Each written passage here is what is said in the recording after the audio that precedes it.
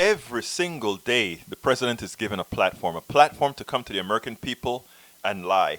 A platform that makes it seem, the way he talks, as if the coronavirus crisis, the pandemic, is somehow being handled in an appropriate way by El Presidente. But listen to this from Rachel Maddow, and then we'll take it on the other side.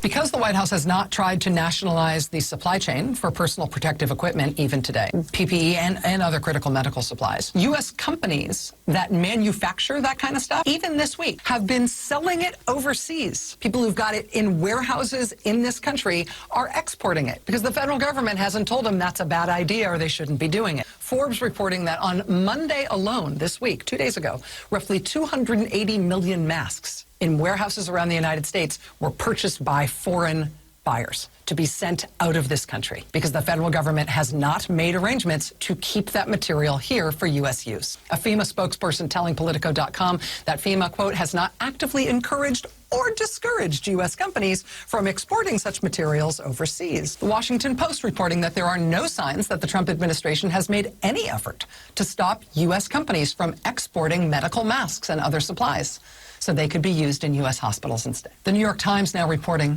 this evening that thousands of the ventilators the federal government does have in its stockpile, ventilators that it keeps promising it's going to send out to where they're needed, thousands of those machines do not work because the Trump administration allowed the contract to maintain these machines to lapse last summer. Please, could we have a new federal government? At least just for this. 4,700 American lives and counting. And this is still how bad they are, this how far into it. It's not just a case that this virus is a crisis and that this infectious disease is spreading in the United States and we have to cope with it and it's got exponential growth. It's not just the natural attack of the virus. This far into it, with us this much exposed to it already, so much exposed that we're closing in on 5,000 Americans dead by tomorrow, with the White House expecting, hoping that they'll keep the death range for Americans between 100,000 and 250,000 people, right? This far into it, the federal government, the stuff they are actively in control of and nobody else is, that stuff doesn't get better ever. They're not nationalizing the federal supply chain, the national supply chain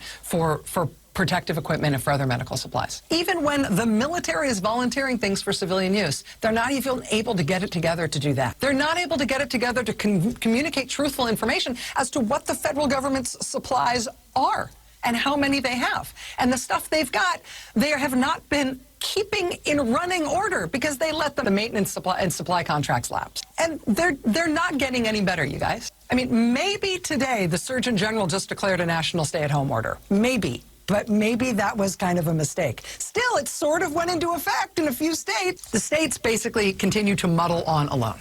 In New York, the recently retired New York City Police Commissioner was brought back on board today to try to coordinate the supply and distribution of PPE, protective equipment, among the hard-hit hospitals in New York City. As facilities are being built in places like Detroit at their giant convention center, facilities that will take coronavirus patients as a relief valve for Detroit's hospitals, questions are being raised as to why the surge facilities the federal government helped with in New York were designated by the federal government for non-coronavirus patients only. And this actually appears to be a developing story tonight. I'll tell you, a source familiar with this matter tells us tonight that the U.S. naval ship Comfort, which pulled into New York Harbor to great fanfare this week, source familiar with the matter tells us tonight that the Comfort has fewer than 5 patients as of this evening. 1,000 beds, fewer than 5 people on board. The Javits Center, where they have set up 4 field hospitals with 250 beds each. They're going from 1,000 beds to 2,000 beds soon. Right now, the Javits Center, with its 1,000 beds already set up and running, they've got fewer than 10 patients. Why is that?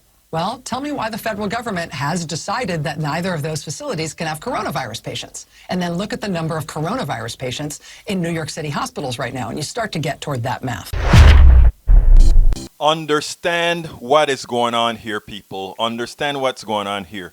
The reality is that the reason the government refuses to federalize the supply chain is because I can guarantee you the friends of Donald Trump, etc., are loving that New York is paying $50,000 for a ventilator that General Motors was willing to build for $18,000 and that really costs likely $500. The reality is, folks, that we are being ripped off. The coronavirus pandemic is used by this evil business structure to make a whole lot of money on all of our backs. Don't think they're otherwise. It would have made a whole lot more sense for Donald Trump to federalize all the supply chain, and it would look like he saved the day.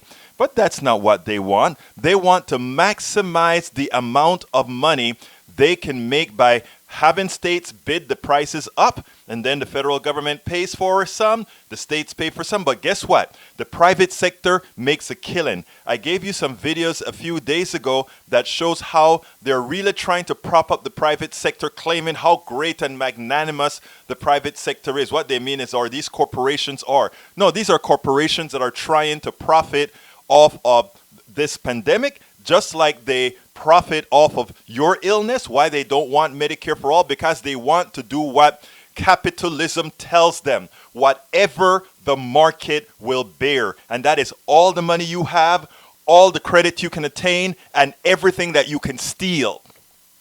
People, we are at the bottom. Our economic system right now has crashed. We just haven't realized it yet. It has crashed. It is on rebuilding. We have to make sure that it is rebuilt for us and not rebuilt on our backs.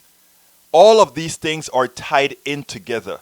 And that's what we try to do here, to show how they are all tied in.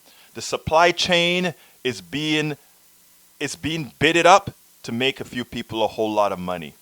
People are dying because it is more efficient to do things the way they're doing it to make a dollar. Folks, we have to wake up. And when we rebuild this system, when this pandemic is over, we have to make it a people-centric